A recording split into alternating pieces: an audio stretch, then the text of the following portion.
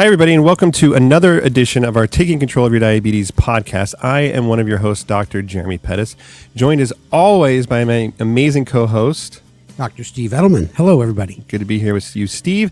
And today we're joined by two very special guests, two more endocrinologists that work with us at the University of California, San Diego.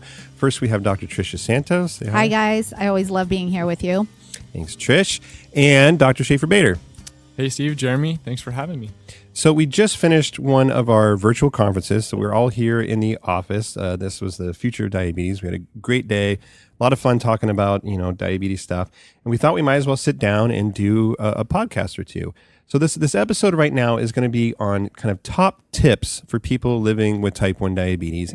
And then we're going to do another version of this for, guess what, people with type 2 diabetes. And the idea here is we're all endocrinologists. We all kind of specialize in diabetes. Things that we're always telling our patients with type 1 diabetes, or kind of frequent questions that we're getting, so that we can address these things to help people out there living with type 1.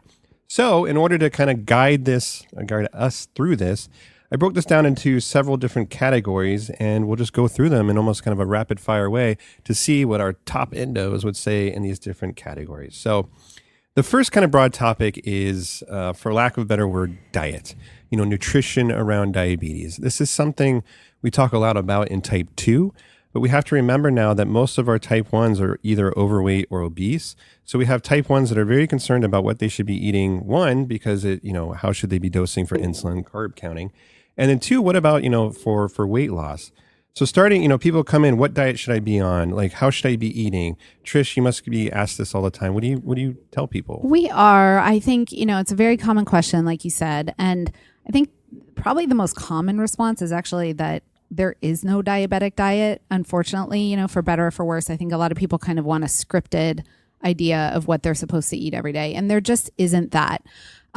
So most of the time I tell people what I hear back from patients, which is people just with type 1 diabetes, they tend to have an easier time if they eat lower carb.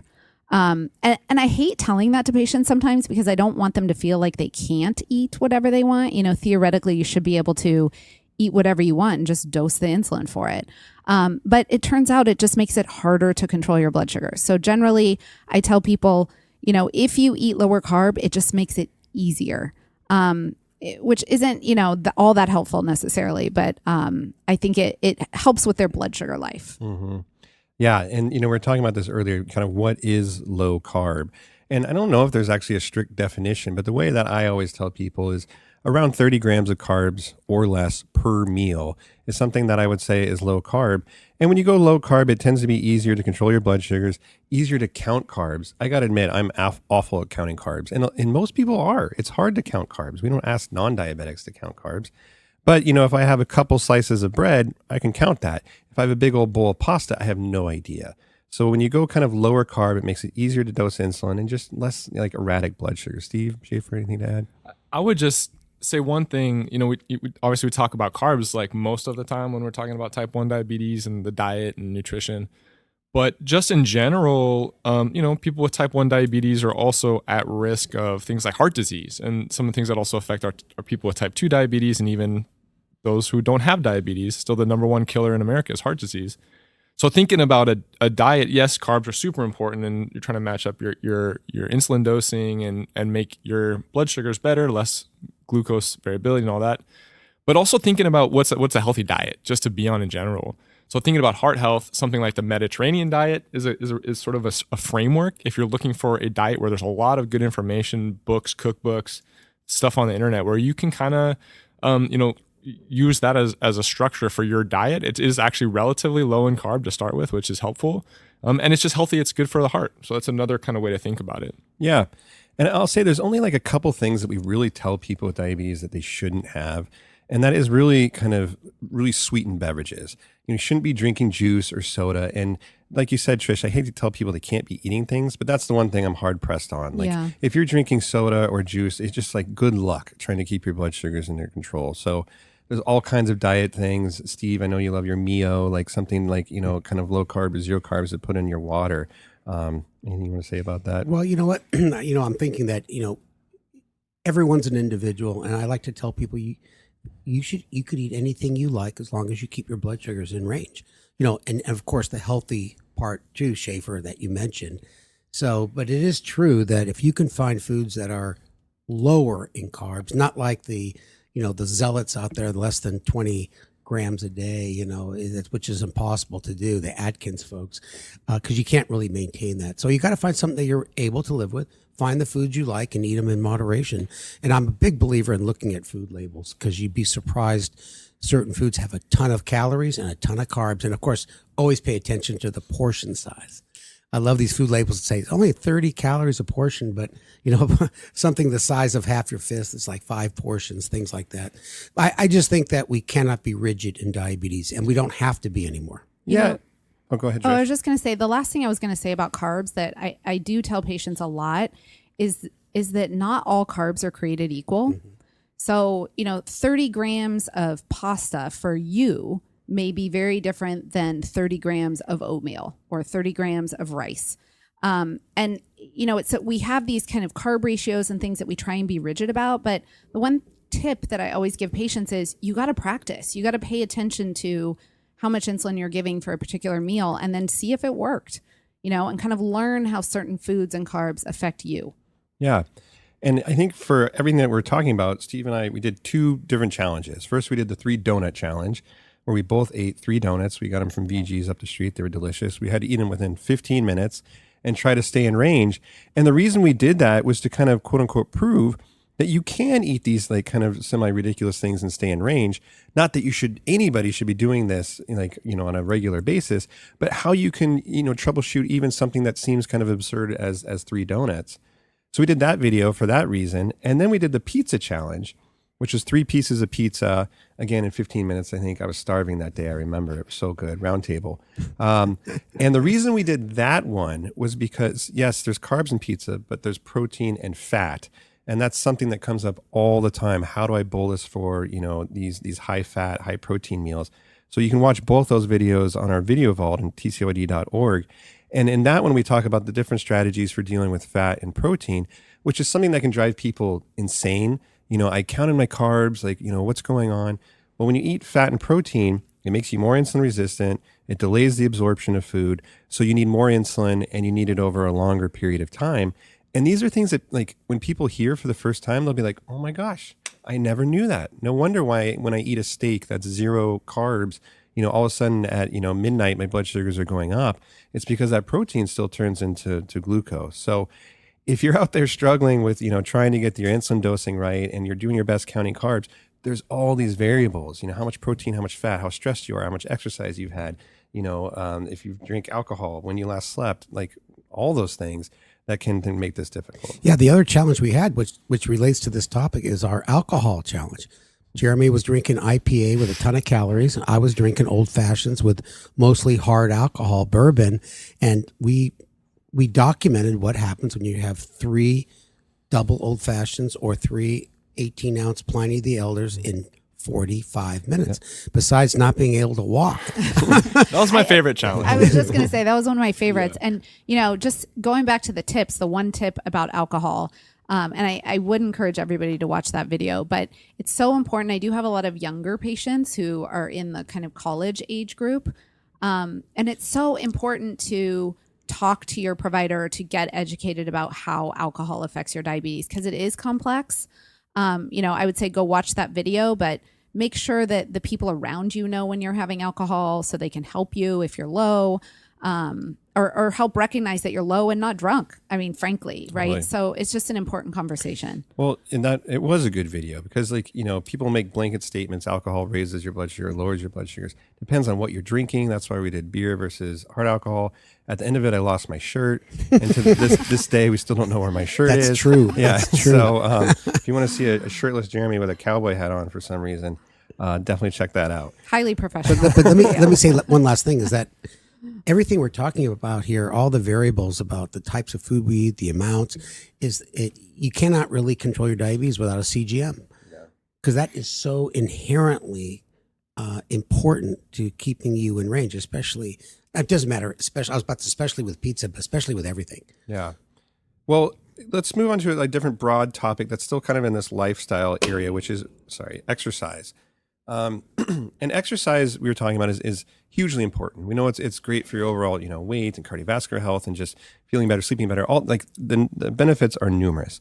However, it is probably the thing, and correct me if you agree with this, Steve, that I struggled the most with potentially with controlling my blood sugars during exercise and after exercise. It can be a real curveball. Do you agree with that? Yeah, I do. And, I've heard you say it's complicated. Yeah.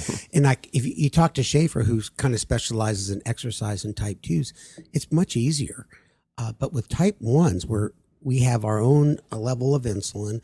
We have to worry about what we do before exercise. And if you don't make accommodations for reducing your insulin pump basal rate or getting your blood sugar to a level that you're not going to get low during exercise, and then depending on the intensity of the exercise, are you going to do a warm down? Are you going to worry about rebounding high afterwards? So there's so many hormones that are interacting here. You have the anti-insulin hormones like adrenaline that comes up when you exercise. Then you got insulin that lowers your blood sugar. You got, when's the last time you gave yourself a bolus? If it was 30 minutes before exercise, good luck not getting low.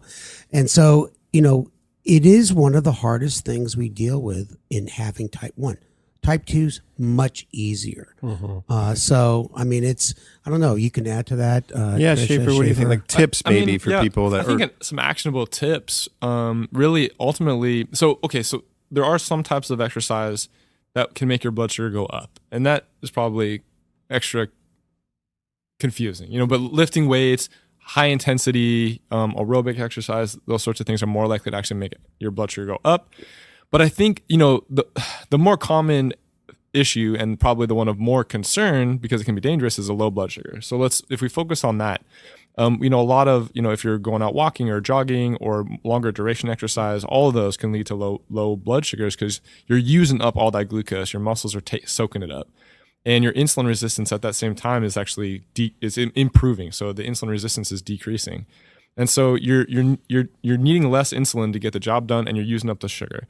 So really going into exercise, it takes planning. I mean, that's kind of the takeaway. A CGM is a hugely important tool. But also if you're planning on exercising, it really take some planning. So, going into, if you're going to bolus for a meal within those couple hours before your exercise, it's a good idea to cut your bolus down so you can give less insulin for that meal beforehand.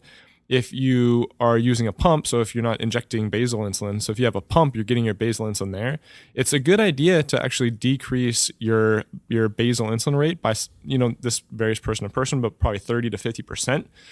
Sometime before the exercise starts. And that's so important. Yeah. An hour or two. Probably about at least an hour before. And a lot of patients will say, well, I did it right when I started and I still went low. Yeah. And that's just kind not of enough too time. late. So to get your less insulin in your body even before you start the exercise, I guess is the takeaway. Schaefer, it also depends on the type of exercise. I mean, totally.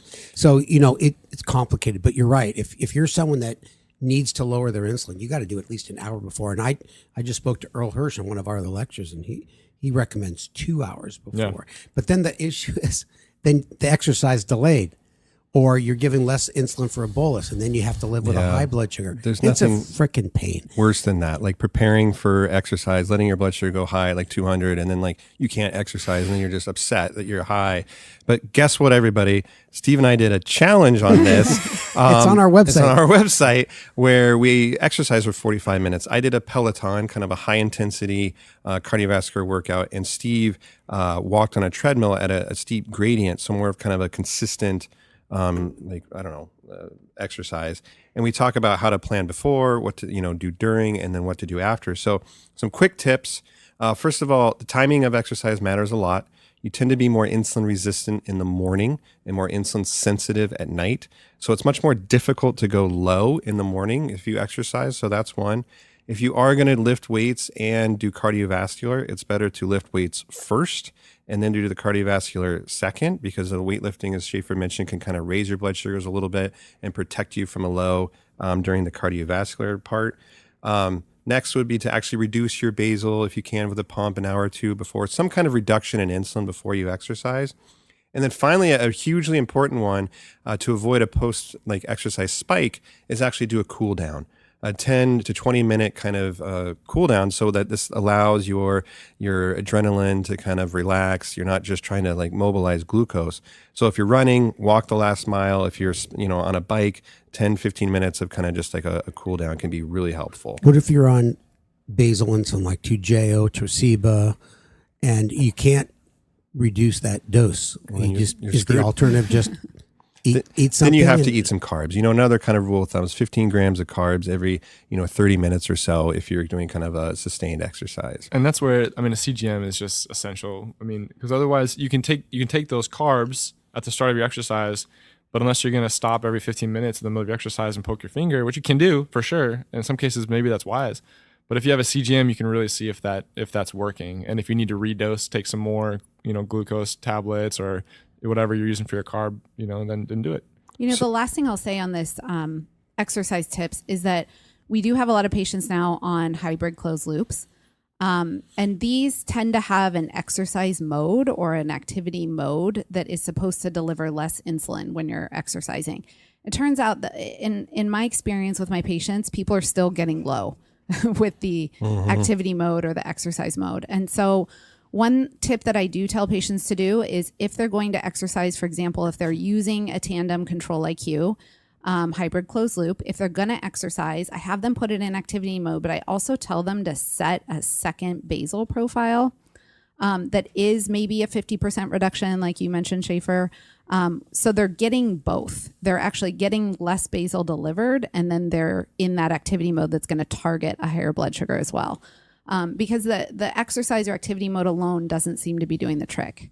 I think this just reminds me as we're talking about all these things, like all the things that people with type 1 diabetes have to think about. We're just talking about going for a run, for crying out loud, or something. And it's just like, I got to think about what I'm eating, like what I'm doing, like, my modes, like all these things. Like, so it always reminds me to tell people, if you're out there frustrated with like blood sugars, or it doesn't always go the way that you want it to go, that's so common. And Steve and I, like, another great part about this exercise video we did is that both of us didn't really do a great job. I think you might have went low and I went high, like it didn't go particularly well. And we're armed with all these tools and, education about this. So you educate yourself, you try to incorporate some of these tips, and you try to keep yourself in a safe range. And if it doesn't go perfect, you try again the next time. Yeah, you started off high Yeah. and ended up low.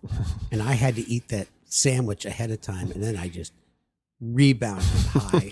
And we just totally messed up. And I think the most common comment on the blog was, "You guys are normal." Yeah. Because who wants to see us do well, really? So anyways, so I think we were kind of bouncing around this topic a little bit about just tech in general. We've talked about CGM, hybrid closed loop. I don't know, maybe Steve or Schaefer, like anybody who wants to jump in and just kind of general approaches to technology in type 1 diabetes and how that might change with patients you see today versus, let's say, even 3 years ago. Well, I can start off, and you guys can all jump in there. Well, all four of us see people in clinic, and I think we all would agree that hybrid closed loop systems have changed the way we treat patients with type 1 diabetes, that they have made life so much better for people, and then it makes it better for us in clinic too. Because I'll tell you what, these systems, if you're not familiar with them, there's 4 on the market now. There's the Medtronic system, the Omnipod 5, the Tandem Control-IQ, and then the looping that people do. And there's a lot of stuff on our website. And I just gave a good lecture with Earl Hirsch, who's an expert in that as well. And these systems in general, have their insulin pump communicate with a continuous glucose monitor. They all have what we call modulating basal rate. So these systems work on the predicted blood sugar 30 and 60 minutes into the future. And they will give you more insulin as your blood sugars go up and less insulin as it drops, and even turn off your insulin if it predicts you're going to hit your low. So it really protects people against extreme hyper and hypoglycemia. And if you're eating a relatively low carb diet, you might be able to go through the whole day without ever bolusing for a meal.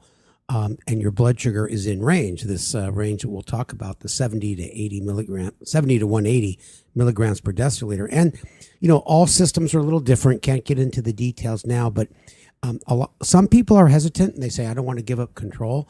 And the minute they give up control, the system does much better than they do. Tremendous control at night because people are typically not eating at night. And so the time in range has gone up. The time below range goes down. The average glucose goes down, which equates to the estimated A1C. And the more time you are in range, the less variable your blood sugars are. So I'll say right here on this podcast, and someone do a timestamp, that this is the standard of care for people with type 1. And it's the way we're going. And I think, Schaefer, I've heard you talk about completely closed loop systems that are meant more for folks that may be not on one of these systems now. But why don't you talk about that and anything else you want to add? Yeah. Like the Beta Bionics. Yeah, the Beta Bionics system. I mean, I think that companies currently, so, Steve talked about what we have available right now and some pretty good options. And I think, first of all, just one sort of thought on like, how do you choose which one to use? Because that can be overwhelming. And sometimes it's just whichever one your provider is most comfortable with, which is maybe not necessarily the best one for you. So if you're not on an insulin pump or a hybrid closed loop system, but you're thinking about it, definitely do some research and read about all these different options. And the actual blood sugar control is very similar across them. So it's more like the other details, like, does it have a tube? What different settings can you use on it, and those sorts of things that can really make it right for you or better than the other pumps. So that's one thing. That's what we have currently. Down the pipeline, and very soon down the pipeline, as in we're doing research on it currently in people and moving towards approval for some of these, are even more, we're moving more towards a fully closed loop system. So again, the hybrid closed loop system means you still have to put in your, the carbs you're eating and that sort of thing for boluses. And ultimately, the goal for many people is a fully closed loop system that you just don't have to do anything. You literally put it on, and the CGM and the algorithm and the pump does all the work after that. So you could sit down and eat a meal, and not even have to count the carbs, and the pump just reacts to that and acts as if it was your pancreas. So we are moving in that direction for sure. And the Beta Bionics pump is sort of the next step, I think, in that direction, where it almost gets there. You just announce your meal. You say, I'm going to eat a meal. And you can say this is a normal size meal or a little bit smaller, a little bit larger meal.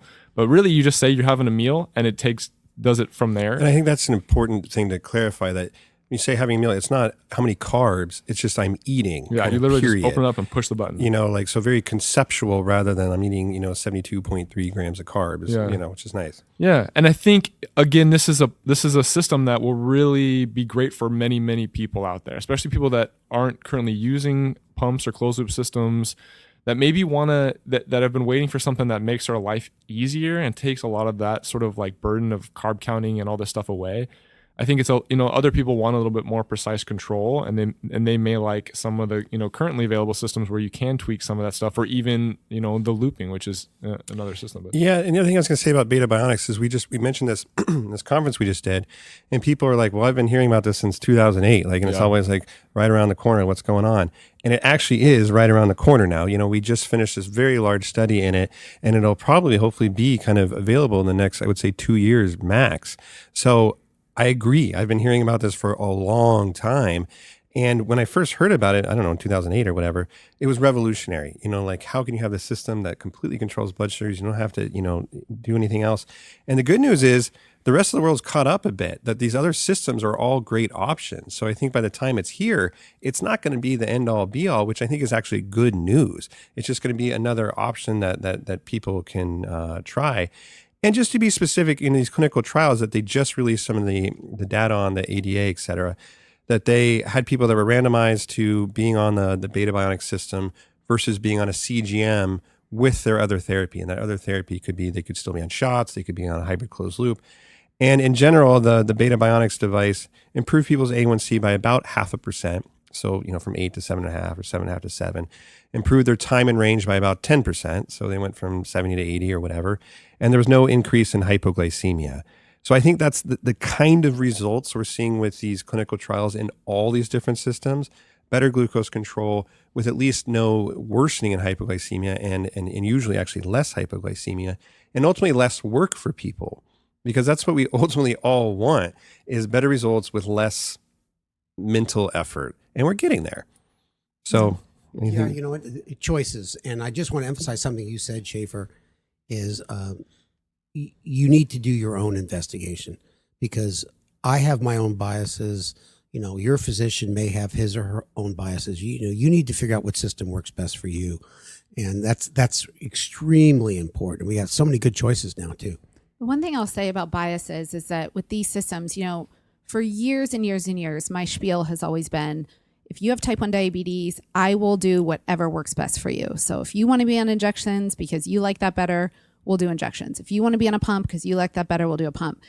And these systems have really changed the way I think about that now. So now I truly am pushing people to try and get them on one of these systems. And that's because what I'm seeing when patients come back in the clinic is that what these systems are able to do, we as humans are not able to do. So just having perfect blood sugars every night, overnight, it's just impossible with trying to do with one injection of basal insulin. So as a doctor, I've really shifted how I'm thinking for my type 1s. Absolutely. And I think I totally agree with you. And I know we all do. So we have a couple minutes left, and maybe just kind of switching to general insulin dosing or just general tips that people want to kind of like say. And I'll start, and I know you guys all use this tip too, that I'm talking about with every single patient. And it sounds simple, but there's really two parts of this. One, you have to bolus every time you eat. And that sounds really simple, but if you're on one of these systems and you take some insulin before you eat, you're going to do well. People get in trouble, and this is the most common pattern I see in type 1 diabetes, where they say, well, I don't want to go low, so I'm not going to bolus before I eat. And then they go high, and they react to that high blood sugar by taking, a big bolus, what we call a rage bolus. And then they go low, and you have to eat everything in the fridge because you're low. And then you rebound high, and you get on this kind of roller coaster. And the way to actually avoid those lows is take more insulin before you eat. So it sounds kind of counterintuitive, but the best way to avoid a low is to avoid that first high in the first place. So if you just take insulin before each meal, it's honestly less important about getting the carb dosing exactly right. And by say before each meal, this is the second part, pre-bolusing 10 to 20 minutes before you eat, ideally get something on board.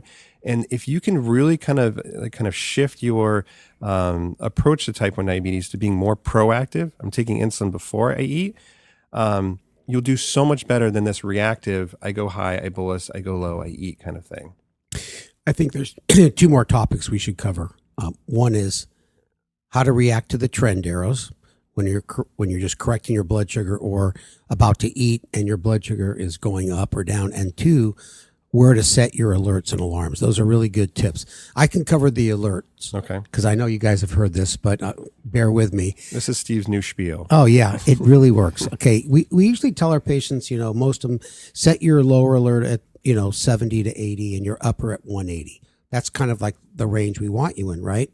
And it dawned on me one day, why should I have my upper alert at 180 when I hit it, I'm already out of range? And I was in fierce competition with Pettis on improving the time and range, and I moved it to 150. Now, I just want to say this up front. People always freak out. They go, oh, my God, I don't want this thing bugging me to death. So I tell them, you have to change your attitude. You could have two sets of alerts with the Dexcom. You can have the nighttime alerts and set it higher, but during the day, set it to change the sound so it's not that factory one that I hate.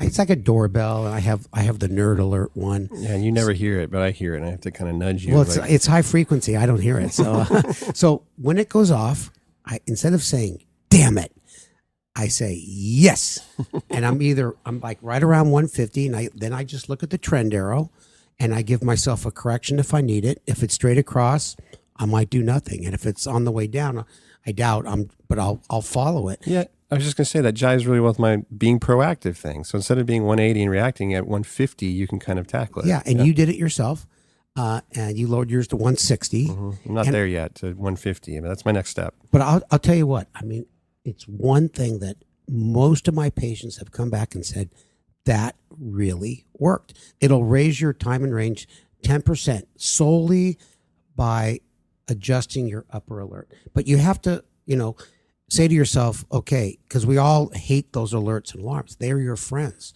And just change the one to a nicer sound, make it lower. And then for my other little tip is that for me personally, I do still carry the little reader that you get with a Dexcom, because I use it when I ride my bike. If I'm in a meeting, I don't like to pull out my phone. And I have this one, my reader set at 180. So it's kind of like, you can do a repeat high with your 150, but you can also have a second one that I used just in case I missed the first one. But I can just tell you, I love having it at 150 during the day. And at night, because I'm on a hybrid closed loop, I rarely have high blood sugars at night. So it doesn't even matter. My last parting comment would be this: just give yourself a break, I think, because I do see patients stress out quite a bit about their diabetes. And, stress doesn't help your diabetes. And I think type 1 is really hard. I mean, we've talked about all the decisions that you have to make on a daily basis, multiple times a day. And I think, people need to understand it's okay if your blood sugars aren't perfect all the time. It's okay if you're having a few bad weeks or a bad month. We will get back on track. But, overall, give yourself a break. It's a hard job. And I think the fact that people are here listening and trying to learn about it, they should be commended for that. Absolutely. Amen. Thanks. I honestly think we should end on that. Okay.